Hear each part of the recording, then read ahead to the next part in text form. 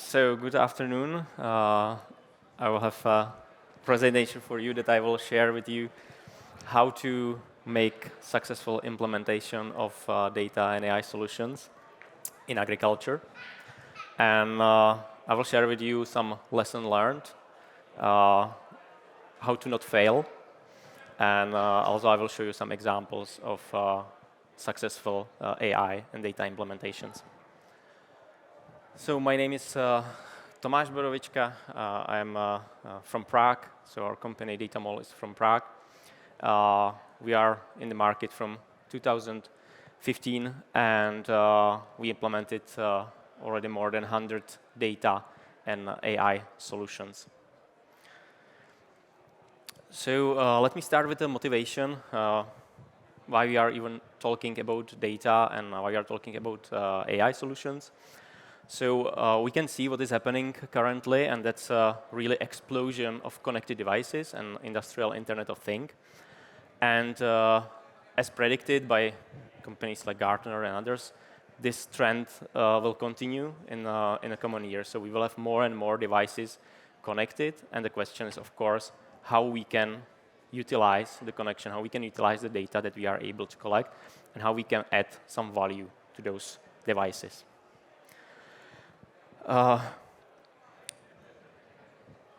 How data products or products that are based on data or AI actually work. The AI and data positive feedback loop is something what starting generating revenue, number of users, and all at scale. So if you make a good product, that product will attract users. These users will generate more data, which will improve the product.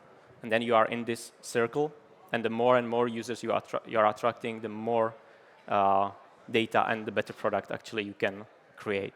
So that's one of the main motivations why we are building such a product, why we are collecting this data, because from the large amounts we can just make the services, we can make the products better and better. So sometimes it's really interesting to see what we expect from the artificial intelligence to do today. So let me a little bit put you on the ground where the AI is today. So AI is not magic. So really there is not about super smart machines that can do everything, humanoid machines, etc. Right? That's not where we are. It's a mathematics, it's a software engineering, it's a data engineering, what we are doing. And it's limited. AI can be better than humans in a particular task, mainly because we can do it way faster, we can parallelize them, and that will bring us that benefit on scale. We are not there that we could have general artificial intelligence that can think in the way as human is thinking. So we cannot solve complex tasks with AI, not yet, and I believe that it will be not in the soon future. However, artificial intelligence is really transforming industries. So it's helping to do new products, better products, utilizing this data that we have from connected devices. It can bring new business opportunities that were not there before by being able to use this scale and parallelization that AI can bring us, which human would not be able to do, or not for the price that AI can actually bring it. So if we can say what actually AI can and cannot do, we can make more informed decisions thanks to artificial intelligence. We can obtain the information faster thanks to the connection that we have to the data, and we can automate and optimize the processes.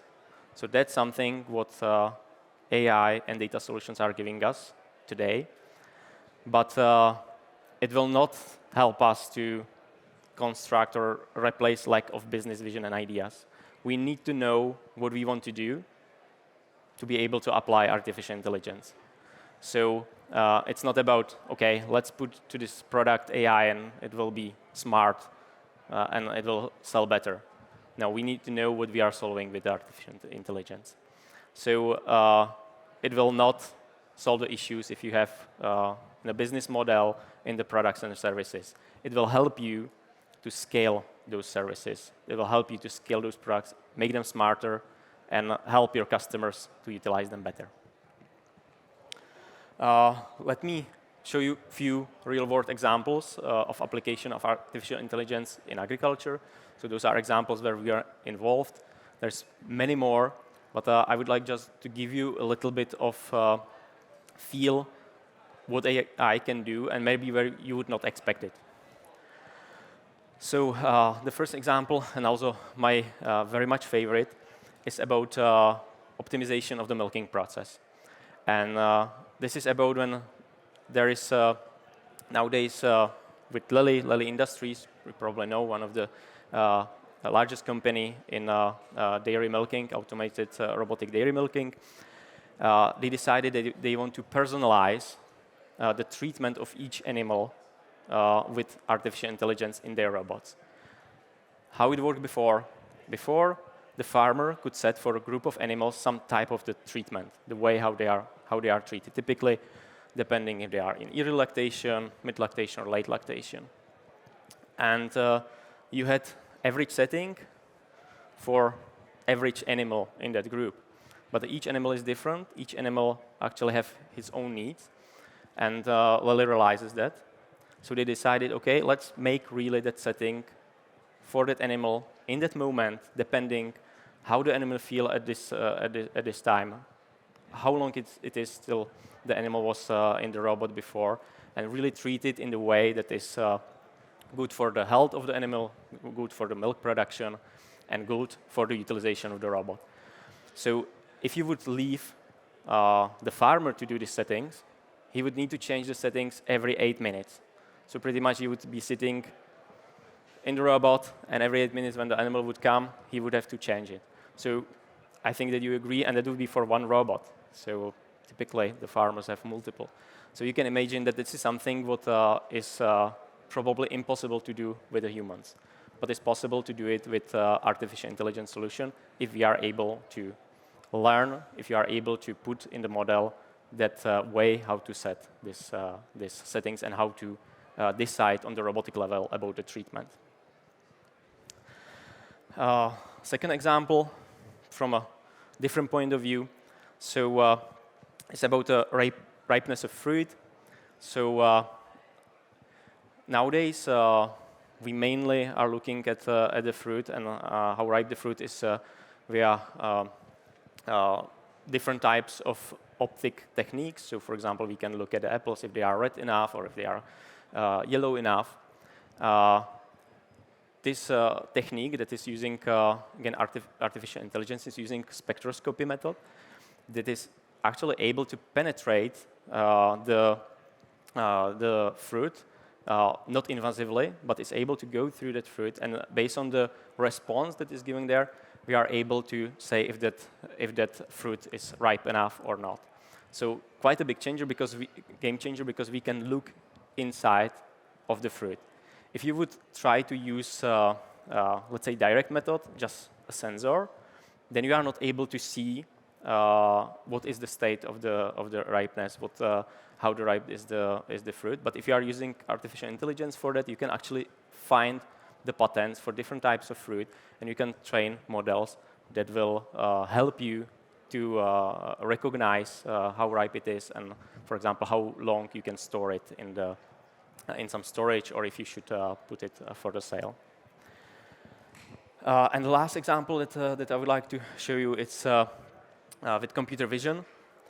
And I think also a very nice example, of course, what a camera can see. I think that any farmer can see it. So this is about growing of the animals, growing of the young stock, growing of the calves. And of course that the farmer can see how high the animal is, how fat the animal is. But can the farmer look at the animal and say how it was developing in the past 2 weeks, 2 months? Can he see the trend if the animal is actually growing in the way how it should? That's probably starting to be difficult.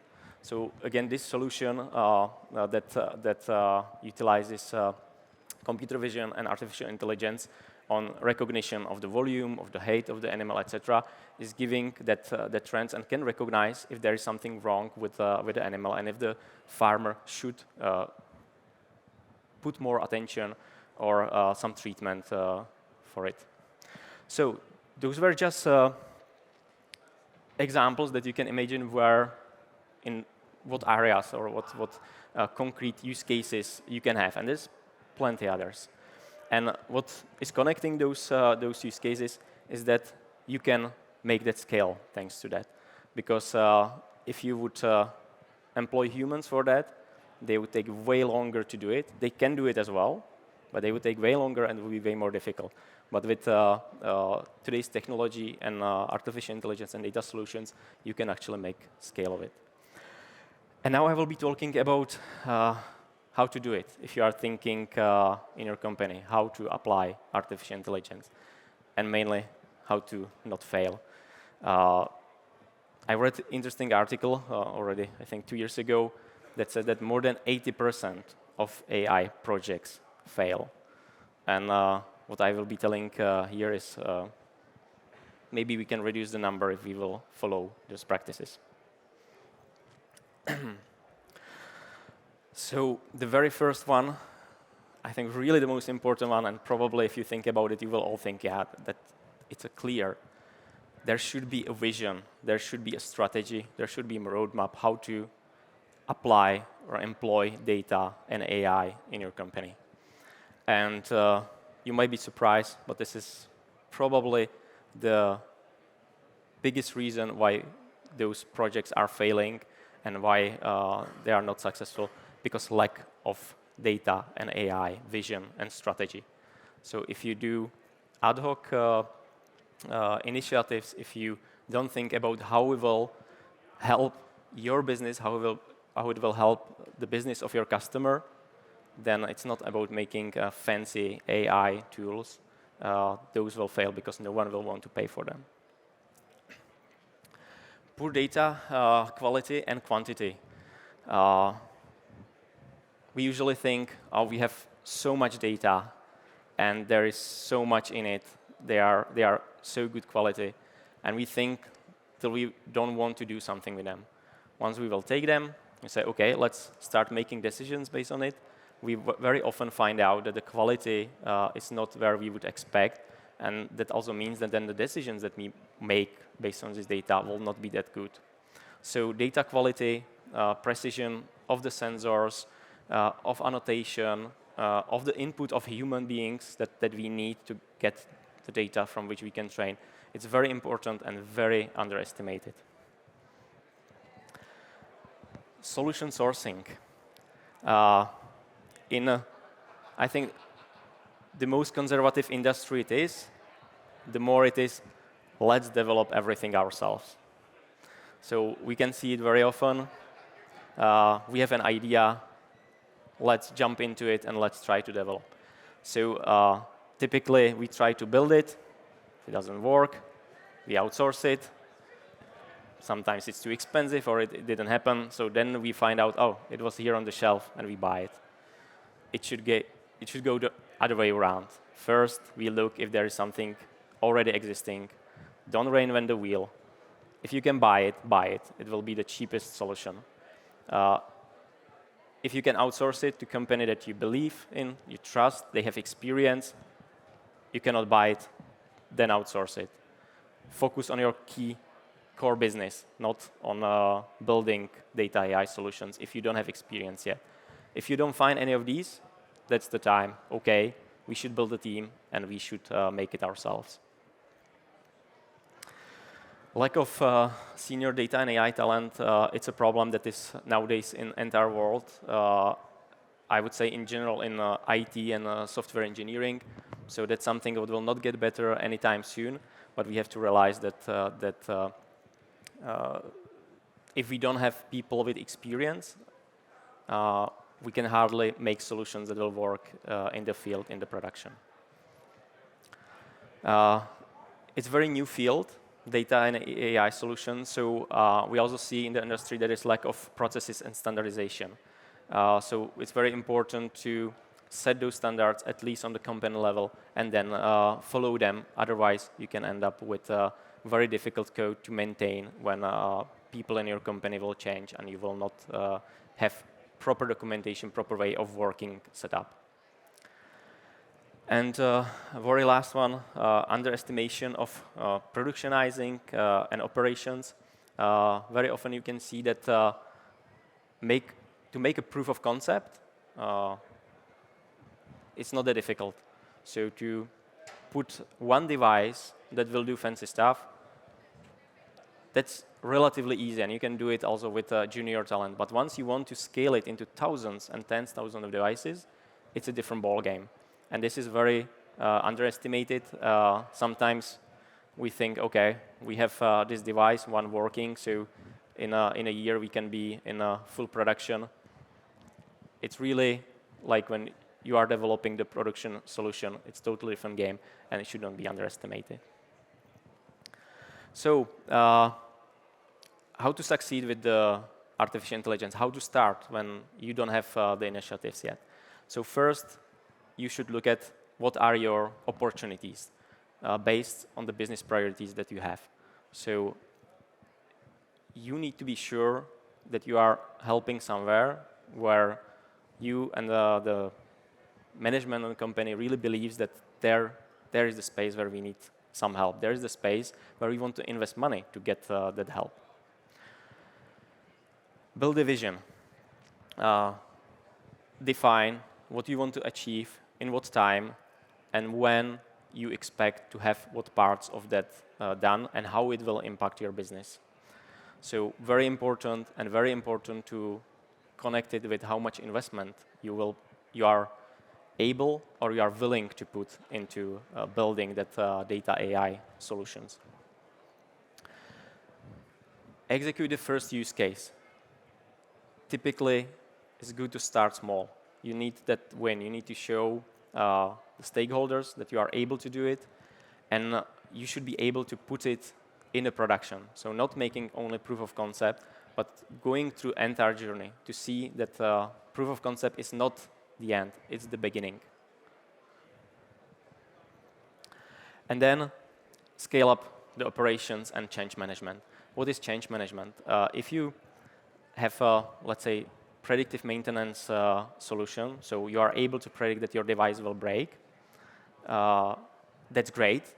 We know that, okay, we will not fix it tomorrow, then day after tomorrow it will not operate. But if you will not train your technicians to use such a technology and then look at that technology, that something like that will happen, where is it helping, right?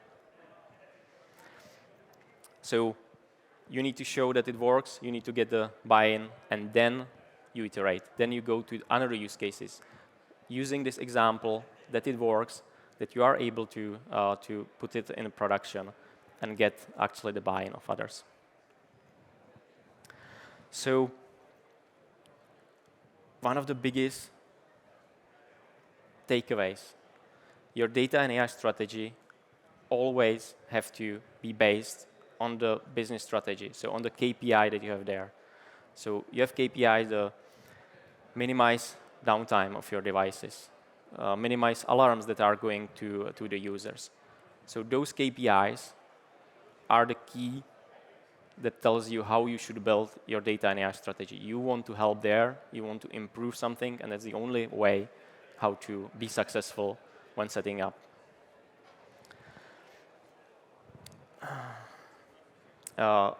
If you look at what is the data strategy composed of, there are 4 key pillars. It's a data, it's technology, it's people, and it's organization. And let me very shortly explain what is behind those pillars. So first is data, and I talk a bit about the data, and you probably understand that there is no data-driven product or service without the data. So you need to have collected useful data. You need to be sure that they are in good quality. You need to be sure that there is access for this data to the people that need them. And you need to embrace the data culture that if we have the data, we should be able to utilize them. We are collecting them to make a value. We are not collecting them to let them stay in some data warehouse where no one can access it except IT, and no one can touch it, and no one can benefit. No, we want to have the data culture that we always use this data to create a value. Technology. I think what is important to realize and explain that the machine learning and artificial intelligence is actually not core of the complexity of the solutions. If you look at this picture, you see that the machine learning code or the artificial intelligence code is a very small piece of that entire solution. And that goes along with that productionalization. If I am making the proof of concept, I just want to show something works, I'm making everything around just this box. But when I'm going into production, I want to deploy it in thousands of devices or thousands of animals. I need to be sure that all of it is there. It needs to be robust, it needs to be fail-tolerant, it needs to be standardized, it needs to be monitored. If you don't have it there, you can fail in a big way.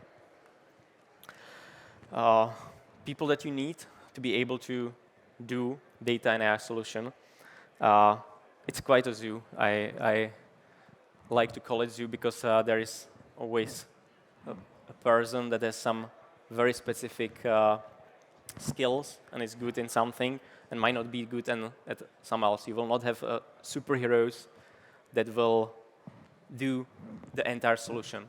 So you need people that understand the business, people that understand the data and AI, people that understand the operation, people that understand how to put all that together. And last but not least is organization and change management. I already mentioned that making good data and AI solutions is always connected with being able to make the changes in the organization. If the organization is not using those technologies, then you are not benefiting from them. The same, if user of your devices is not using those technologies, he'll probably not be willing to pay. And you need to address this topic, this issue, from the very beginning. It's typically quite an issue if you start addressing it once you actually deployed that solution. So the change management and preparing all the materials and the organization for this change should go hand in hand with developing that solution.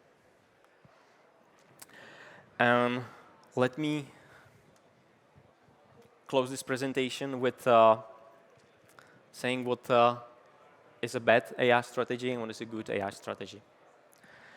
Bad AI strategy if it's hype-driven, so it's a technology over impact. We are excited about all the neural networks and all those fancy stuff, and just we want to deploy it, we want to have it in our products. Like in past, everything what had Bluetooth is better than without Bluetooth, right? So you should look at what impact it has and what value it brings. So good AI strategy is impact and value driven. The AI strategy should be very well supported in the company. So you need all stakeholders on board because it's typically not a small investment, and you will need all the stakeholders to be involved to have the success at the end. So if you are doing ad hoc and opportunity-driven projects and you don't sync with the others, and you are more competing than cooperating, then that will not work. Good AI strategies should be well-funded in terms of time, budget, skills, and expectations. So you need to be sure to what you go, to what you invest, what to expect, and in what time. If you are not saying, again, with all your stakeholders about that, if you don't have enough time to do it, if you don't have enough budget, if you don't have skills in your team, you will struggle and you will not be able to deliver what you promised, which might end up in failed projects or failed strategy that you set. And that's very last thing is it should be persistent. It should not change every quarter, every year, because those solutions are not built overnight. Mainly if you do custom solutions, if it's not a solution that you bought, but if it's a solution that you develop, or the solution that is developed by some company, some supplier, tailored to you, you start benefiting once you are able to use it on a scale. So it's not about using it on one farm, in one device, or 10 devices. You'll start benefiting once you are talking about 100,000 devices, and the way to go there is quite long. So that vision needs to be persistent and needs to be long-term. Otherwise, I'm worried that you are not able to have a success. And that's it from my today's presentation. Would like to hear something more about how to productionize data and AI solutions. You can find us on the booth here on the left side. And I thank you very much for your attention. And you're free to ask questions if you have any. Thank you.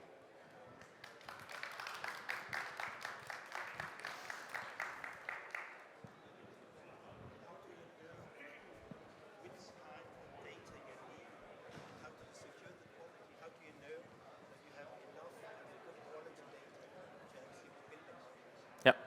So I will repeat the question. So how we can know that we have enough of data and enough of quality of the data? Yeah. So that was the question. How we can secure that? It's one of the most difficult questions that I could get, but it's a very common question. So typically, what you want to do is to go really agile. So start with the data you have and see what is the minimum number that you need by collecting more and more. And when the quality of your model, for example, or your output is good enough, that means, OK, I probably have enough data. It's different if you are having, let's say, projects with computer vision and you need images. Typically, you need a lot of pictures to be able to train or learn something. Then if you are looking, for example, sensor where is a temperature and you need to learn some patterns. So it really depends on the problem that you have, but what I would recommend how you can secure to have enough data and enough quality is to really go lean and start building simple models based on the, let's say, little data that you have, and how you are collecting more and more data, you will see if the quality is satisfying your requirements. So you need to know what are your requirements, what you expect as is good enough, and then you go along in iterations. It's very much linked to the decisions, because normally you don't really know how you do things. So you have to create a decision model, a way of doing things, and then see if you have the data to support your decisions. Can you repeat the? Do you, for any operation, you normally not really know how you do it. You do it, but you have to build a decision model, and based on that decision model, you have to collect data. Completely incorrect. So, but you were saying that if we want to build a model, then sometimes we don't know, we are not able to formalize it. We don't know how exactly we are making the decisions, right? So we are making some decisions, and if we want to make a model, then we need to collect the data and describe it. So that's not exactly how actually that works or how it must work. So if you are able to formally describe your decisions, that means that you are using, let's say, really formal models, decision-making models that you describe, and they are so-called white box models. You really can see what are the decisions made and why. If you are using a technique that's called machine learning, you can actually observe the data, observe the decision that is someone doing, and then you let the artificial intelligence or the machine learning models to learn on their own what is connection between the data and the decision someone made. And they will learn that. If you have enough of this data and enough of this decision made, which we call references, so reference is that what that person decided or what it means. For example, if the fruit, for example, is ripe, So I will do some measurements, and I will tell the model, this fruit is ripe. This fruit is not ripe. Then the model will learn what is that pattern that is there that is saying that that is so. So you can do in multiple ways. You can do the white box modeling, describe formally, or you can do these machine learning techniques which are used more and more often of late because they are easier, cheaper to build them. You need only the data and the decisions, but you don't need to have the full understanding of what exactly is happening there, which is sometimes very tricky to have. Thank you. Thank you for the questions.